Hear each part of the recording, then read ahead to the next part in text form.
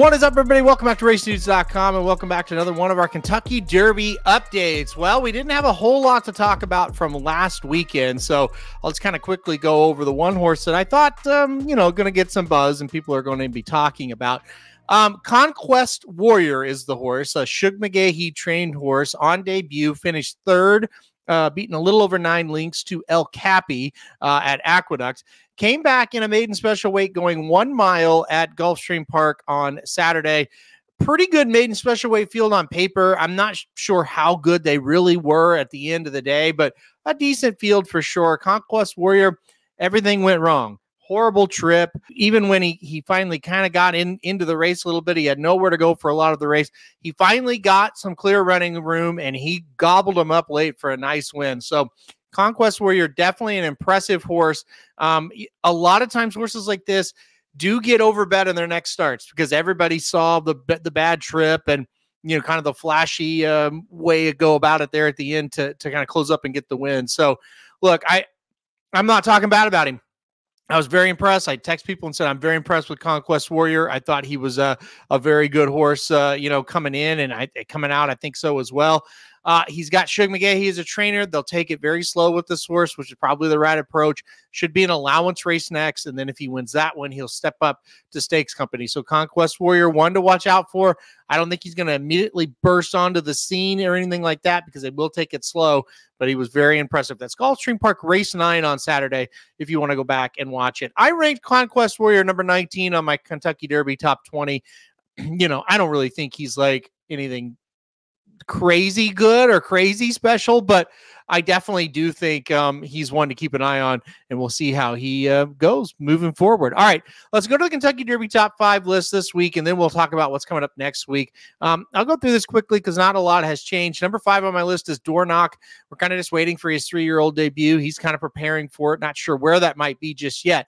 He was the winner of the Remsen Stake the last time we saw him in a very weird race where he got past and looked like he was beat, and then he re-rallied and he came back and won. And I've said many times on this video, I'm not sure if it was Sierra Leone, the horse that passed him, kind of just messing around and letting him get back in the race, or maybe Dornock was just messing around, and when he got past, he realized he needed to re-rally and go get Sierra Leone and beat him. So it's really hard to know exactly what that was. But for me, Dornock, number 5, his next race will tell us everything we need to know. You can say the same about Sierra Leone. Number 4 on my list is Muth. I just feel like the consistency of Muth has been very impressive. A nice winner of the San Vicente to kick off his 3-year-old debut in 2024. Also second in the Breeders' Cup Juvenile. He is a Grade 1 winner as well. He won the American Pharoah. You got the Bob Baffert problem, which now we know horses are going to have to leave Bob Baffert by January 29th and go to a new trainer if they want to be involved in the Kentucky Derby. So that decision will be covered here in the next couple of weeks. We'll see what happens. But as of now, Muth still, from a talent perspective, has earned his way into the top 5. Number 3 is El Capi. Look, the win by Conquest Warrior, that makes El Capi look a little bit better. Of course, El Capi beat Conquest Warrior by 9.5 lengths. I would be careful to just go crazy over that, though. It's a Shug McGahee first-time starter. They don't usually show themselves in their first race. I mean, that's not always the case, but a lot of times that's the case. So the Conquest Warrior we saw at Gulfstream in race 2, probably not the same Conquest Warrior we saw on debut. So be careful with going nuts about that. But the fact remains, El Capi, a 99 buyer for that race, ran very well, dusted that field. A lot to like. Here's one thing I don't like. He had a workout on New Year's Day. We haven't seen him since on the work tab. Now, maybe by the time this video posts, we'll see another work from him, and you can kind of forget about this. But as I'm recording right now, that is something I'm worried about him. I'll probably start moving him down a little bit if you don't see a work from him, because that is a sign there might be something wrong.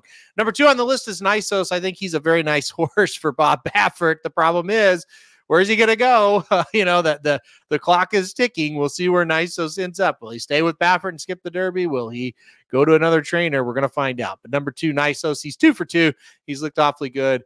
I've got high expectations for him. Number 1 on the list is Fierceness once again, and I just think he's kind of head and shoulders above everybody at this present time as I record on January 14th. So much can change. He's going to have to continue to progress. If he doesn't, horses might catch him. But as of right now, he looks a little bit ahead. 2 brilliant performances. Of course, 1 dud, and that is the negative on him. little bit of inconsistency there as he was a no-show for no reason in the Champagne. All right, let's recap the top 5 here. Dornock at number 5, Muth at number 4, El Capi number 3, Nisos 2, and Fierceness number 1. All right, coming up this week, we're back. We've got a lot of smaller races that have contenders at fairgrounds this week, so keep an eye on them. There'll probably be some at Gulfstream and Oaklawn as well. But the main event is the LeCompte Stakes at fairgrounds. It'll be race 13 on Saturday. It's drawn a field of 8. I'll read them off to you. Next Level, Nash, Tizzy Indy, Can Group, Ethan Energy, Lat Long, Track Phantom, and Awesome Road. Now, Awesome Road may run at Turfway. He's also entered there in a stakes race, so Awesome Road may or may not run here. Doesn't matter. It's still going to be a good field. It's just kind of the rematch from the Gun Runner that happened on December 23rd, I should say, between Track Phantom and Nash. Nash was a huge favorite and was very disappointing in that race. Track Phantom, very good in that race. Can Nash rebound?